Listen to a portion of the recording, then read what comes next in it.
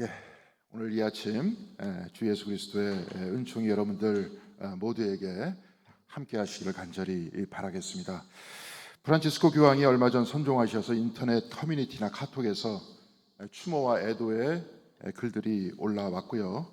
대단히 이례적으로 명동성당에 빈소가 차려져서 조문객을 받았다는 그런 소식이 방송에까지 나왔습니다. 종교의 힘이 어디서 나오는지를 보여주고 있는 장면들이었습니다. 인권을 옹호하고 약자를 사랑했던 삶과 소외된 사람을 향한 축복과 헌신이 바로 기독교 신앙이 서야 하는 곳이다 하는 것을 정확히 그가 보여주었던 것입니다. 이때에 맞춰서 지난 수요일 성경 공부가 끝나고 두 교황이라는 영화를 같이 봤는데요. 저 역시 미리 보지 않고 그때 그 영화를 처음 봤습니다.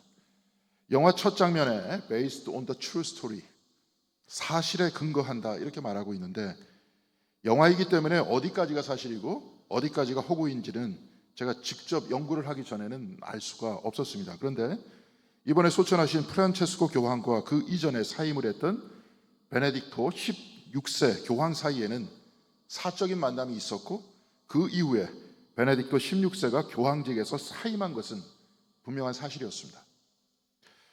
이제 바티칸에서도 이 콘클라베라고 전 세계의 모든 추기경들이 모여서 교황을 뽑는 그 날이 이제 다가올 것인데요. 누구를 추천하면서 새 대결을 하는 것이 아니라 그냥 투표로 뽑고 끝날 때까지 방에서 나오지 않는 겁니다. 이 영화에서도 새 교황을 뽑는 콘클라베 장면을 보여주면서 라틴과 추기경이 베네딕토 16세가 되는 과정을 보여주고 있습니다. 그리고 아르헨티나에서 추기경으로 일하고 있는 베르고골리오 추기경은 은퇴하고 평범한 사제로 돌아가기 위해서 바티칸을 방문합니다. 베네딕토 16세 교황은 독일 출신으로 로마의 신앙교리성 장관 출신이었습니다. 그는 독일의 미넨 대학교에서 성 어거스틴의 교회론을 연구해서 박사학위를 받은 신학자였습니다. 그러면서 그는 신앙교리성 장관을 맡으면서 교회의 교리를 수호하고 이단이나 새로운 신학사상을 조사하고 관리하는 역할을 맡았습니다. 특히 그는 남미에서 인권과 민주화를 통해서 만들어진 해방신학에 대해서 대단히 비판적이었고, 그래서 이 사상을 가진 남미의 신학자들의 저서를 금서로 만들기도 했습니다. 그리고 레오나르도 보프와 같은 캐톨릭 신학자는 1년간 저서의 출판을 금지한다는 명령을 내리기도 했습니다. 우리 교회에서 책을 같이 읽었던 매튜 폭스와 같은 사람은 교황 베네딕토 16세에게 그의 과거 행적에 대해서 비판하는 공개 서한을 보내기도 했습니다. 그에 관한 여러 가지 논쟁거리가 있기도 하지만 그가 어거스틴의 교회론을 연구했듯이 그는 세속사회에서 교회를 지키려고 했기 때문에 갈등을 일으켰던 겁니다. 그리고 베르고골리오 추기경은 아르헨티나에 있으면서 거리에서 미사를 드리고 축구 경기를 좋아하고 대중음악을 사랑했던 사람이었습니다. 그리고 그는 교회의 교리와 신앙은 사람들의 관심사와 동떨어지면 안 된다고 믿고 있는 사람이었습니다. 이 두 사람은 완전히 다른 사람이었습니다. 베네딕토 16세 교황은 세상의 물결에서 교회를 지켜야 한다는 사명을 가지고 있는 사람이고, 베르고골리오 추기경은 교회가 세상을 이해하지 못해서 세상과 멀어지고 있다고 말하고 있습니다. 그래서 인종차별 문제나 경제적 양극화나 남녀 차별 문제나 정치적 억압의 문제가 오늘날 세상 사람들이 고민하는 관심사인데, 교회는 이에 관해 아무 관심도 없다는 겁니다. 이들이 관심하는 것은 미사를 라틴어로 해야 하느냐, 미사를 시작할 때 촛불을 들고 들어가는 복사가 남자여야만 하느냐, 아니면 여자를 포함해야 하느냐, 이런 것이나 논쟁하고 있다는 겁니다. 예수께서는 마태복음 23장 24절에 바리새인들을 비판하면서 이렇게 말씀하셨습니다. 눈먼 인도자들아, 너희는 하루살이는 걸러내면서 낙타는 삼키는구나. 하루살이 같은 자잘한 일은 통제하면서 진정으로 지켜야 하는 율법은 어기면서 아무것도 하지 않는다는 겁니다. 하루살이 같이 자잘한 교리에는 목숨을 걸면서 정작 낙타만큼 커다란 일에는 손을 놓고 있다는 말이 아닙니까? 베네딕토 16세와 베르고골리오 추기경이 교황청에서 처음 만났을 때 이 둘은 신학적인 차이 때문에 다투고 갈등합니다. 그런데 대화가 계속되면서 이들은 서로의 마음을 보기 시작합니다. 베네딕토 16세는 비틀즈의 이름은 알지만 정작 비틀즈가 무슨 노래를 불렀는지도 모를 정도로 평생 책과 교회 안에서만 갇혀 살았던 사람이었습니다. 그러면서 타락한 세상에서 교회를 지키는 것이 자신의 사명으로 알고 있던 사람이었습니다. 또한 베르고 골리오 신부도 과거에 대한 죄책감을 가지고 있었습니다. 1966년 아르헨티나에서 군부 쿠데타가 일어났을 때 군부는 3만 명의 사람들을 죽이거나 실종시켰습니다. 그 가운데 신부와 수녀들도 다수 목숨을 잃었습니다. 그리고 베르고 골리오 신부는 군부에 저항했던 것이 아니라 교회를 지키기 위해서 이들과 타협할 수밖에 없었습니다. 캐톨릭에는 고해성사가 있죠. 이렇게 서로에 대해서 고해성사를 하면서 이들은 서로의 아픔과 상처와 그림자를 이해하기 시작합니다. 서로의 마음이 통하기 시작하자 베네딕토 16세는 자신은 이제 교황직을 사직할 것이라고 합니다. 그리고 베르고 골리오 추기경은 사임하지 말고 교황을 뽑는 그 콘클라베에 참여해라 이렇게 말합니다. 그리고 그는 베르고 골리오 추기경이 교황이 됐으면 좋겠다고 말합니다. 그러면서 베네딕토 16세는 어릴 적 자신은 하나님을 만났지만 지금까지 하나님께서는 그에게 어떤 말씀도 해주시지 않으셨다고 했습니다. 그런데 내가 그 베네딕토 16세 교황이 베르고 골리오와 만나 이야기를 나눌 때 바로 당신을 통해 하나님의 음성을 들었다 이렇게 말했습니다. 그런데 영화는 베네딕토 16세가 들었던 하나님의 음성에 관해서는 구체적으로 말해주고 있지 않습니다. 그렇다면 그가 들었던 하나님의 음성은 어떤 것이겠습니까? 그가 오랫동안 듣지 못했고 마주하지 못했던 하나님의 음성이란 무엇이겠습니까? 우리는 하나님의 음성을 하늘에서 들리는 신성한 소리라고 생각합니다. 그러나 영화에서는 그런 하나님의 음성을 이야기하지 않습니다. 그렇다면 무엇이 하나님의 음성이겠습니까? 라피 출신의 철학자인 엠마니엘 레비나스는 이렇게 말했습니다. 타자의 얼굴 안에서 우리는 단지 인간을 만나는 것이 아니라 하나님의 계시를 마주하게 된다. 타자, 곧 다른 사람의 얼굴 안에서 그냥 다른 사람의 얼굴을 보는 것이 아니라 하나님의 계시를 마주하게 된다고 했습니다. 레비나스가 말하는 타자란 그냥 다른 사람이 아닙니다. 그가 말하는 타자란 아우슈비츠 수용소에서 끌려가서 가스실에 들어가는 유대인의 얼굴을 두고 말하고 있는 겁니다. 어떤 이는 죽음 앞에서 무서워 떨고 어떤 이는 살려달라고 몸부림치고 어떤 이는 모든 것을 포기하고 그저 눈물만 흘립니다. 그런데 그 모습을 통해서 그들의 얼굴을 바라볼 때 갑자기 쿵 하고 우리의 마음을 때리면서 울림을 주는 소리가 들리죠. 살인하지 말라, 죽이지 말라, 해하지 말라, 내 이웃을 사랑하라. 바로 이런 말씀이 가슴속으로 떠오르지 않습니까? 바로 이것이 타자의 얼굴 속에서 자신을 드러내시는 하나님의 얼굴이라는 겁니다. 제가 먼저 정동교회에 있을 때 지금은 혼란 중인 미얀마에 의료 선교를 간 적이 있었습니다. 지금도 이들은 군부가 통치하는 낙후된 상황 안에서 살고 있는데요.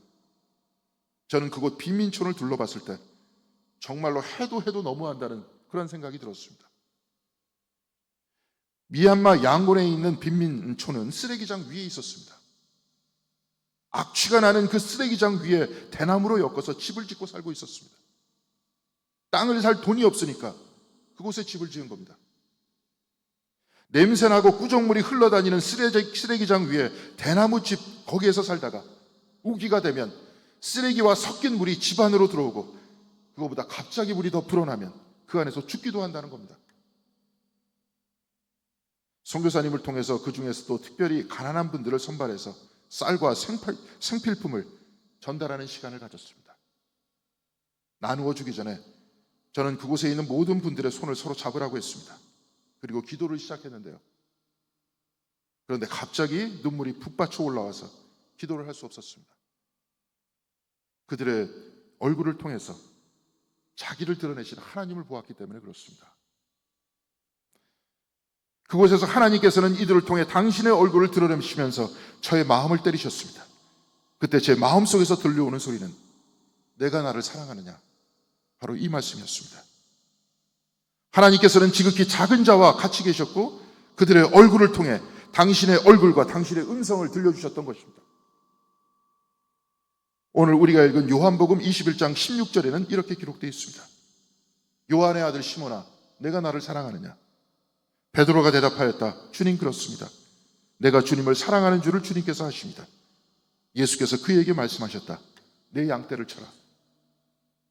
내 양떼를 쳐라. 주님께서는 3번 물으시고 베드로는 3번에 걸쳐 내가 주님을 사랑하는지 주님은 아십니다. 이렇게 대답합니다. 이 대답을 들으신 주님께서는 오늘 보면 18절에서 19절까지 이렇게 말씀하십니다. 내가 진정으로 내게 말한다. 내가 젊어서는 스스로 띠를 띠고 내가 가고 싶은 곳을 다녔으나 내가 늙어서는 남들이 내 팔을 벌릴 것이고 너를 묶어서 내가 바라지 않는 곳으로 너를 끌고 갈 것이다.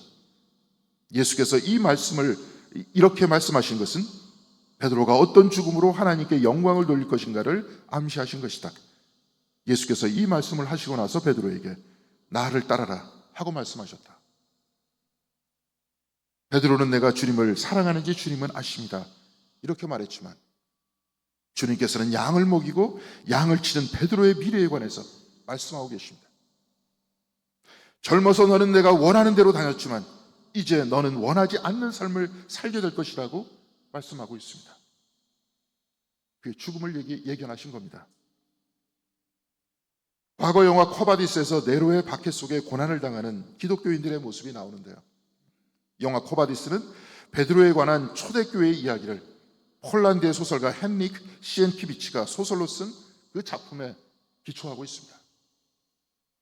로마에서 박해받던 사람들은 베드로에게 여기를 빠져나가라고 말합니다.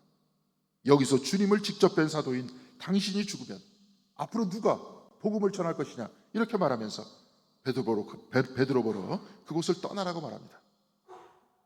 그래서 마치 예수의 죽음 이후 예루살렘을 떠나 엠마오로 도망하던 2명의 제자처럼 베드로는 신앙인들을 박해하는 로마를 등지고 성문 밖으로 길을 떠납니다. 그런데 반대편에서 그가 사랑한다 고백했던 주님께서 머리에 가시면류관을 쓰고 걸어오고 계셨습니다. 그때 베드로는 주님께 묻습니다. 쿼바디스 도미네, 주님 어디로 가십니까? 이때 주님께서는 베드로에게 대답하십니다. 에오 로맘 인테리움 크리스피기, 나는 다시 십자가에 못 박히러 로마로 간다. 부활하신 주님을 다시 만난 베드로는 로마로 돌아갑니다. 그리고 그가 콜로세움에서 죽음을 기다리는 신앙인들 앞에 섰습니다. 그곳에서 베드로는 사자밥이 되기 위해 서 있는 사람들의 얼굴을 통해 주님의 말씀을 듣습니다. 내가 나를 사랑하느냐? 이때 베드로는 콜로세움 관객석에 서서 이렇게 말합니다. 오늘 이 자리에서 죽는 사람들은 모두 다 천국에 서리라. 네로의 왕국은 잠깐이나 하나님의 나라는 영원하리라. 오늘 본문에서 주님께서는 베드로에게 너는 원하지 않는 곳으로 끌려가 2팔을 벌릴 것이다 이렇게 말씀하셨습니다. 베드로는 로마에서 십자가에 거꾸로 못이 박히고 주님의 뒤를 따라갑니다. 두려움에 떨고 있는 사람들을 위로하고 확신을 주면서 베드로는 주님의 양떼를 쳤던 겁니다. 미얀마에서 쓰레기장에서 집을 짓고 살아가던 그 사람들의 얼굴을 통해 주님께서는 저에게 너는 나를 사랑하느냐 이렇게 물으셨습니다. 베드로와 같은 용기가 없었던 저는 그냥 울 수밖에 없었지만 지금도 우리의 삶 곳곳에서 부활하신 주님께서 낯선 사람들의 얼굴을 통해서 지금 우리들에게 묻고 계십니다. 내가 나를 사랑하느냐? 주님의 질문에 우리는 응답하고 있습니다. 응답한다면 또한 우리는 어떻게 실천하고 있습니다. 오늘 우리가 읽은 신약 성경의 말씀에서 부활하신 주님께서는 사울 곧 바울에게 나타나시어 또한 이렇게 질문하십니다. 내가 왜 나를 핍박하느냐? 오늘 우리가 읽은 신약의 말씀 사도행전 9장 1절에는 이렇게 기록되어 있습니다. 사울은 여전히 주님의 제자들을 위협하면서 살기를 띠고 있었다. 그는 여전히 주님의 제자들을 위협했고 여전히 살기를 띠고 있었다고 했습니다. 왜 여전히 살기를 띠고 있었던 것일까요?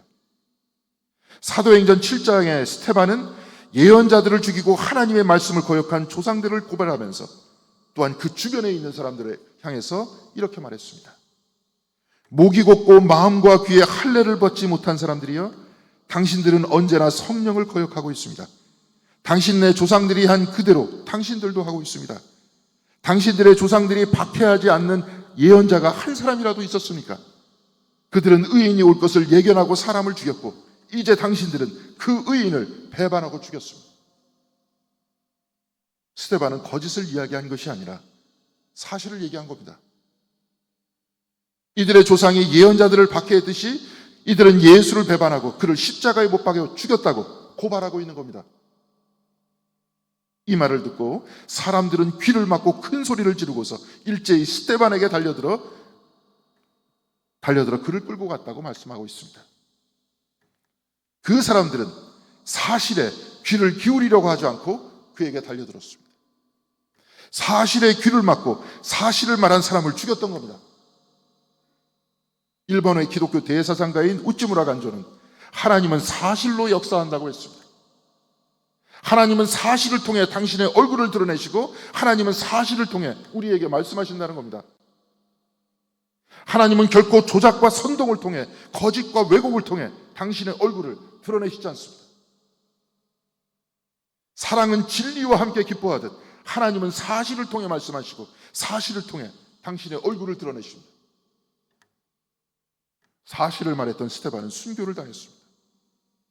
그리고 사울은 제2, 제3의 스데반을 찾아서 그 얼굴에 살기가 등등하여서 다마스커스로 가고 있었습니다. 그런데 사울은 길 위에서 갑자기 예수를 만났습니다. 그리고 주님께서는 사울에게 질문하십니다. 왜 나를 핍박하느냐? 사울 앞에 나타나신 주님께서는 왜 스데반을 핍박했느냐? 왜 기독교인을 핍박했느냐? 이렇게 묻지 않으셨습니다. 왜 나를 핍박하느냐? 이렇게 물으셨습니다. 저들을 핍박하는 것은 곧 나를 핍박하는 것이다. 이렇게 말씀하고 계신 겁니다. 주님께서는 핍박을 당하는 사람들을 통해 당신의 얼굴을 보여주시고 그들을 통해 말씀하신다는 겁니다. 하나님은 누르는 사람을 통해 당신의 얼굴을 보여주는 것이 아니라 눌림을 당하는 사람을 통해 당신의 얼굴을 보여주신다는 겁니다. 바로 그들 중에, 핍박당하는 사람들 중에 주님이 계시다는 것 아닙니까? 하나님께서는 이집트 파라오에게 학대를 당하는 사람들을 나의 백성이라고 했고, 가난한 자들과 과부와 고아들을 또한 나의 백성이라고 했습니다. 그래서 이사야서 10장 1절에서 2절까지는 이렇게 말씀하고 있습니다. 불의한 법을 공포하고 양민을 괴롭히는 법령을 제정하는 자들아, 너희에게 재앙이 닥친다. 가난한 자들의 소송을 외면하고 불쌍한 나의 백성에게 권리를 박탈하며 과부들을 노력하고 고아들을 약탈하였다. 하나님께서는 양민과 가난한 자들과 과부와 고아들 사이에서 사람들에게 왜 나를 핍박하느냐 이렇게 묻고 계신 겁니다. 사랑하는 성도 여러분, 부활하신 주님께서는 성경책 안에만 있고 과거에만 계시지 않습니다. 부활하신 주님께서는 오늘 우리와 같이 계시고 오늘 우리들 주변에서 말씀하시고 오늘 우리들 주변에서 당신의 얼굴을 드러내십니다. 그리고 그곳에서 우리에게 질문하십니다. 너는 나를 사랑하느냐? 왜 나를 핍박하느냐? 과거 한국의 부흥사이자 시인이었던 이용도 목사는 추운 겨울 앙독동에서 전차를 타고 가고 있는데 구걸을 하는 아이가 전차에 올라탔다고 합니다. 그 아이는 신도 신지 못하고 누더기로 된 헛옷을 입고 있었습니다. 아마도 그 아이를 통해 그리스도께서는 얼굴을 내밀고 있었는데 이용도 목사는 그 아이를 보고 어찌할 줄 몰라서 속으로만 고민하고 있었습니다. 그런데 놀랍게도 한 기생이 자기의 외투를 벗어서 아이를 덮어주는 것을 봤습니다.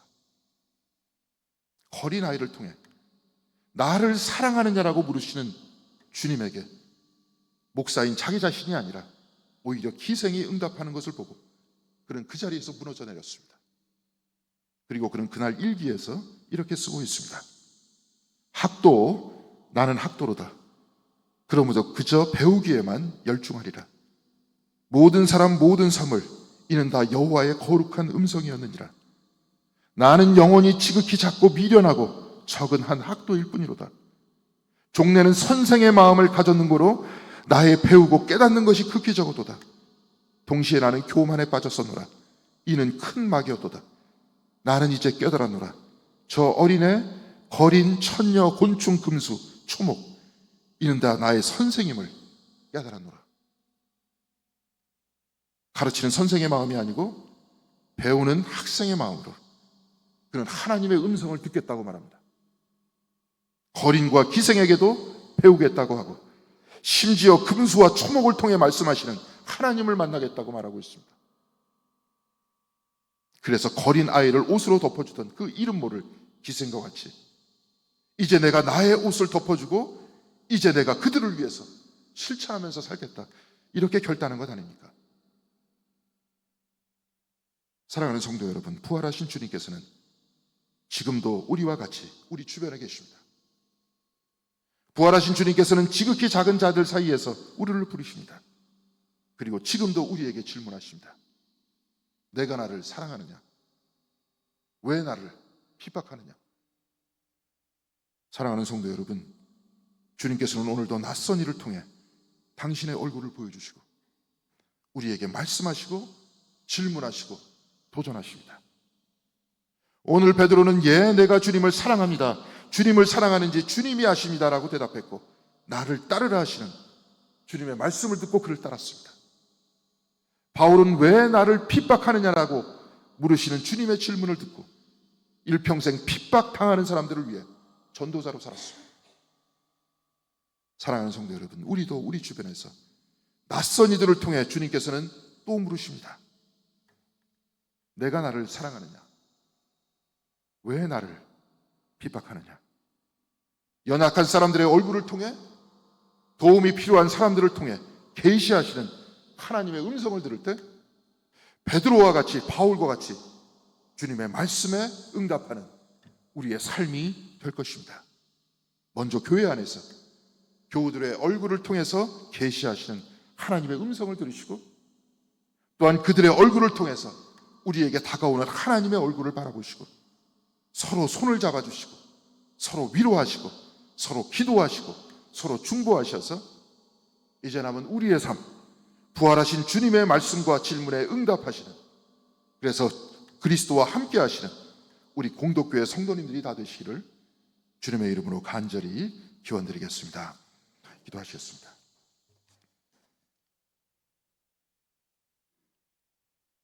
사랑과 은혜가 충만하신 주님, 또한 부활하셔서 지금도 우리 곁에 늘 같이 계신 주님, 주님께서는 우리에게 얼굴과 음성을 들려주십니다. 우리가 삶을 살아나가는 동안 끊임없이 하나님의 얼굴과 주님의 말씀을 무시하고 때로는 억지로 참고 여기까지 왔습니다. 그러나 하나님, 이제 우리의 마음과 우리의 영의 눈을 더욱더 열어놓게 하시고 그리하여서 주님의 얼굴을 바라볼 수 있도록 도와주시며 주님의 음성을 들을 수 있는 저희들의 신앙생활 될 수 있도록 함께하여 주시옵소서. 그래서 우리에게 늘 계시하시고 우리에게 늘 자신을 보이시는 하나님과 만나 하나님과 동행할 수 있도록 도와주시고, 또한 부활하신 주님과 만나 주님과 동행할 수 있도록 인도하여 주셔서 내가 나를 사랑하느냐라고 질문하는 그러한 주님의 주님, 내가 주님을 사랑합니다 라고 대답하고, 왜 나를 핍박하느냐고 물으시는 주님의 그 질문에 늘 사실 위에 서고 정의 위에 서고 그리고 지극히 작은 자를 위해서 헌신하고 봉사하고 기도하는 우리들의 삶이 될 수 있도록 주께서 은혜 내려 주시옵소서. 그래서 우리 공덕교회가 진정으로 하나님에게 귀하게 쓰임을 받는 아름다운 교회 될 수 있도록 인도하여 주시옵시고, 우리 교회를 출입할 때마다 서로의 얼굴에서 또한 주님의 얼굴을 발견하고 서로를 위해서 기도하고 중보하는 아름다운 교회 될 수 있도록 은총 내려 주시옵소서. 이 모든 말씀 우리 주 예수 그리스도 이름으로 기도드렸습니다. 아멘.